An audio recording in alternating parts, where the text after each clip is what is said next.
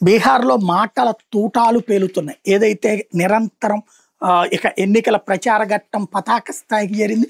ఓ పక్కన రాహుల్ గాంధీనేమో అక్కడ ఉన్నటువంటి చెరువుల్లో ఈతలేస్తా, చిన్నా చితక సాధారణ ప్రజల దగ్గరికెళ్ళి కలుస్తా, తద్వారా ఒక పాజిటివ్ ఇమేజ్‌ని తెచ్చుకునే ప్రయత్నం చేస్తున్నారు. నరేంద్ర మోడీ బహిరంగ సభలతో ఉపన్యాసాలు ఇస్తున్నారు.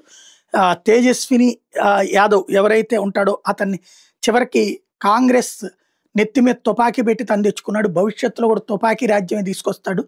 సంక్షేమం అనేది వాళ్ళ హయాంలో ఊసే లేదు. పైగా ఉద్యోగాలు అమ్ముకున్నటువంటోళ్ళు, రాష్ట్రాన్ని దగా చేసినటువంటోళ్ళు, బీహార్ అంటే ఒక ఆటవిక రాజ్యం అన్నటువంటి పేరు తీసుకొచ్చినటువంటోడు లాలూ ప్రసాద్. ఆ లాలూ కొడుకే ఈ తేజస్వి యాదవ్. ఇతను ఎట్లాంటి అరాచకాలు చేసాడో క్రిందసారి గెలిచినప్పుడు చూసాం, డిప్యూటీ సీఎంగానే ఉంటేనే. ఇప్పుడు నితీష్ కుమార్ నాయకత్వంలో గతంలో కంటే మార్పు చాలా సాధ్యమైంది. ఇంకా మార్పుకి మేము చిత్తశుద్ధితో పనిచేస్తున్న డబుల్ ఇంజిన్ సర్కార్‌కి అవకాశం ఉంది, ఇవ్వండి అని అడుగుతున్నారు నరేంద్ర మోడీ.